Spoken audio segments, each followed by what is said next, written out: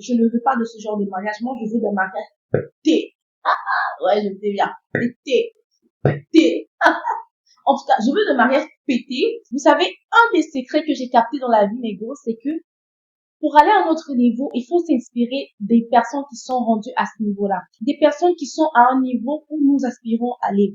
Et moi, personnellement, ça me tient tellement à cœur de pouvoir lire les livres pour m'inspirer de d'autres personnes, qui soient vivants ou pas, parce que l'histoire se répète toujours. Et si on veut être la meilleure version de nous-mêmes, on doit s'inspirer des gens qui étaient là avant nous, qui ont fait des bonnes choses, mais aussi des gens qui ont fait des erreurs pour s'assurer de ne plus reproduire ces mêmes erreurs-là.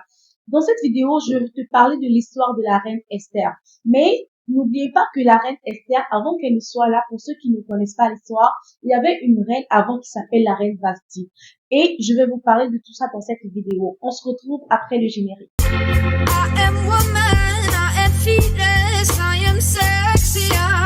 Salut Margot, j'espère que tu vas bien. Moi, je suis Taïf à la grâce de Dieu. Bienvenue encore dans cette nouvelle vidéo. Si c'est la première fois que tu tombes sur ma tête, mon nom c'est Lottie Wunner, je suis experte en leadership personnel.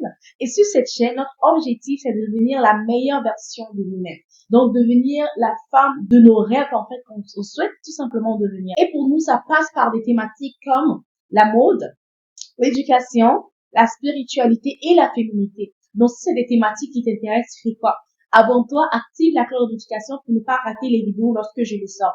Maintenant que tout est dit à tous les cas, il faut savoir que cette vidéo va être scindée en deux parties. Aujourd'hui, je vais faire la première partie de la reine Vashti qui était là avant Esther, pour mieux apprendre de ses erreurs, pour ne pas reproduire les mêmes, parce que beaucoup d'entre nous aujourd'hui, même moi, il y a des fois que je fais ces mêmes erreurs-là et je comprends que, vous savez, des fois, on nous dit qu'il y a quelque chose qui n'est pas bien, mais quand on prend conscience de ça et on veut travailler consciemment, c'est seulement à ce moment-là que nous allons pouvoir aller à notre niveau et changer tout simplement et avoir de bonnes attitudes qui vont pouvoir nous faire level up. Donc, pour la deuxième partie qui va être l'inspiration qu'on va avoir de la vie de la reine Esther, ça va être en deuxième partie de demain que je vais poster peut-être, ou dans la prochaine vidéo que je vais poster. Mais aujourd'hui, on va parler de la reine Vashti. Quand on parle de reine, c'est sûr qu'on parle de roi.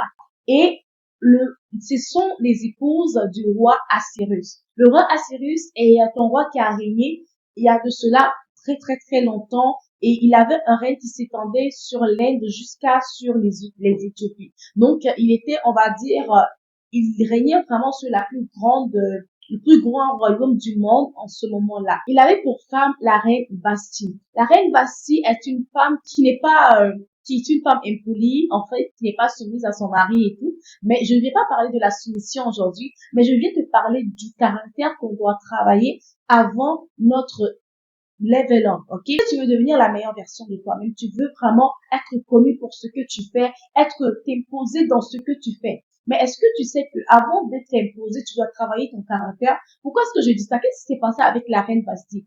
Le roi Assyrus, donc son mari à l'époque, dans ce moment, Esther n'était même pas encore connue et le roi ne connaissait pas encore Esther. En ce moment, il avait qu'une seule femme qui s'appelait Vashti.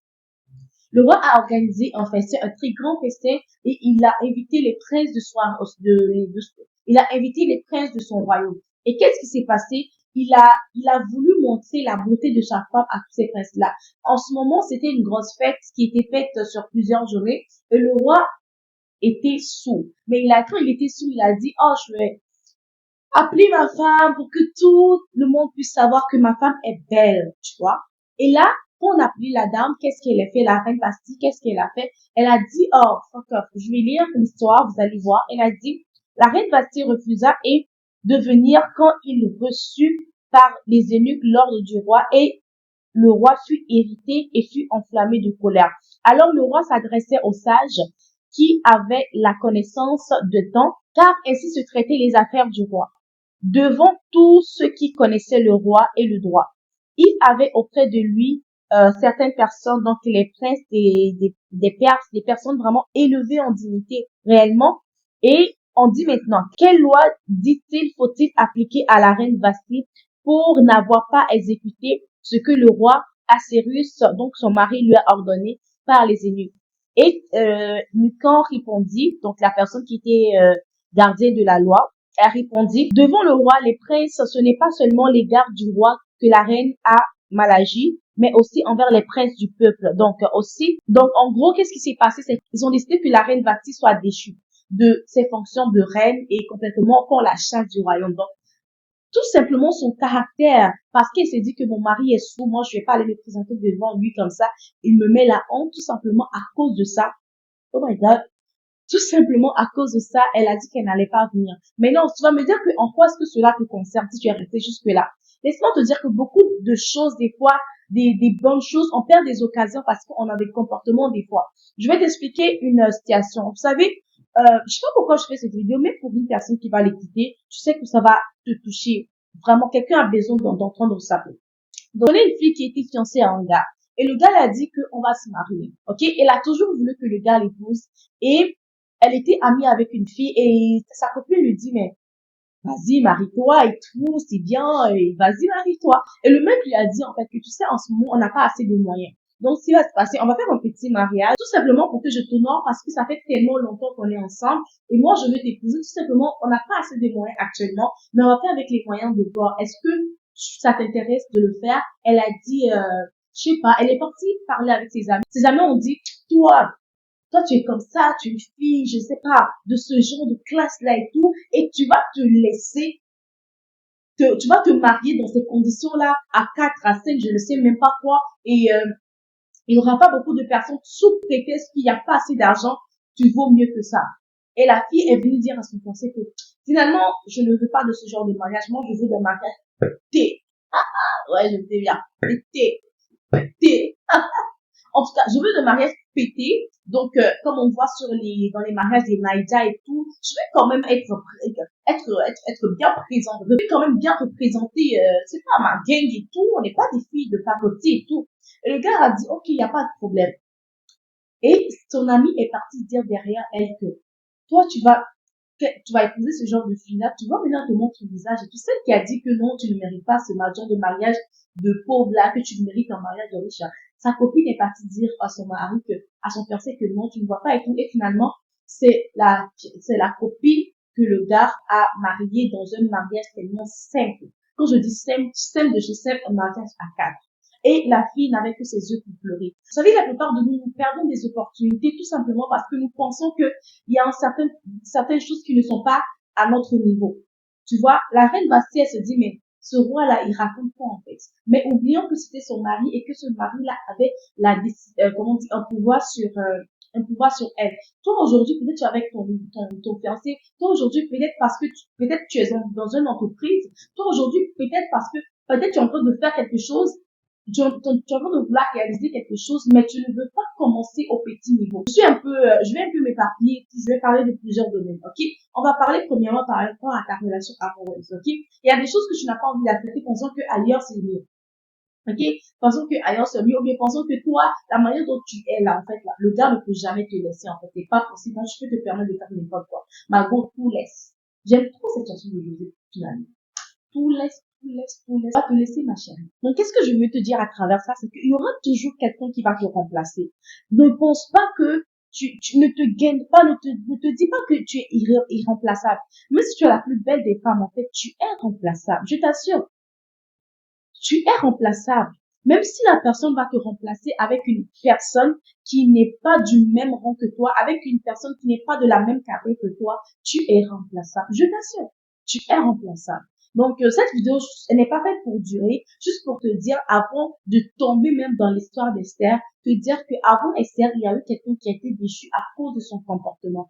Donc, aujourd'hui, avant de faire tout ce que tu as envie de faire, dans ton travail, tu es remplaçable. Donc, si tu veux faire ton travail, fais-le bien.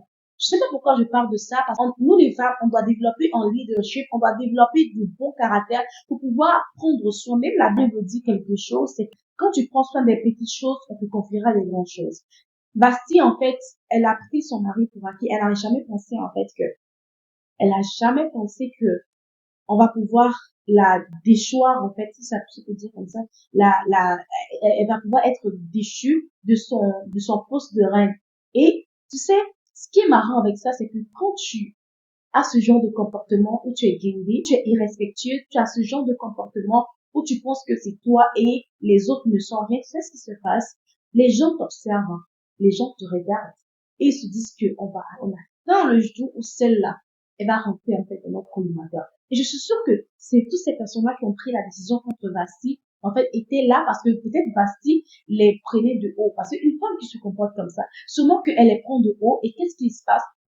C'est que ils vont se dire, ah ouais, bon, d'accord, on va attendre. Et voici, la journée est arrivée et on leur a demandé leur avis. Ils ont dit, jamais cette femme va rester avec le roi. Tout simplement, on fait payer à la reine, en fait, tout ce qu'elle a fait dans le passé. Imagine si la reine, imagine juste un instant, si la reine avait un très bon comportement avec les gens qui étaient autour de son mari.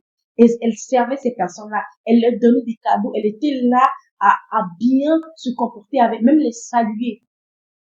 Quand il va falloir prendre cette décision, ils vont réfléchir 2 fois, je t'assure. Mais ils n'ont même pas réfléchi, ils ont dit non.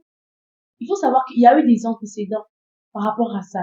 Tout ça pour te dire quoi? Tout ça pour te dire que il faut cultiver un très bon caractère. Il faut cultiver l'humilité. Il faut prendre un recul toujours dans des situations. Et il faut toujours savoir que tout ce que tu fais, tu n'es pas irremplaçable. Peut-être que tu es en train de le faire, tu es en train de faire quelque chose, tu es en train d'avoir un caractère aujourd'hui où tu te dis que tu es la reine, rien ne va changer et tout. Petit à petit, la personne envers qui tu as ce caractère-là va commencer à s'éloigner de toi et tu ne vas pas le voir. Oh oui. Que ce soit ton fiancé, que ce soit même dans ton travail, ils sont en train d'observer ce que tu es en train de faire. Même dans ta relation amicale, ton ami est en train d'observer ce que tu es en train de faire. À un moment donné, tu vas plus la reconnaître, en fait. Ou encore, je ne sais pas, dans ton environnement, en fait. C'est vrai, il faut t'imposer, c'est vrai, il faut pas accepter certaines choses, mais des fois, il faut prendre un recul, en fait, pour te dire, est-ce que je me comporte bien? Ce que les gens voient, est-ce que ces personnes-là, ils vont pouvoir parler en ma faveur un jour? Vous savez, je n'avais pas prévu réellement de faire cette vidéo, mais je la fais quand même. Et je suis sûre que je suis en train de parler à quelqu'un. C'est pour ça que je suis en train de faire cette vidéo-là. Merci beaucoup d'avoir regardé cette vidéo. On se retrouve dans la prochaine vidéo où je vais vous donner les secrets d'Esther pour obtenir ce qu'elle veut dans sa vie. Merci beaucoup et je fais de gros bisous. Bye bye.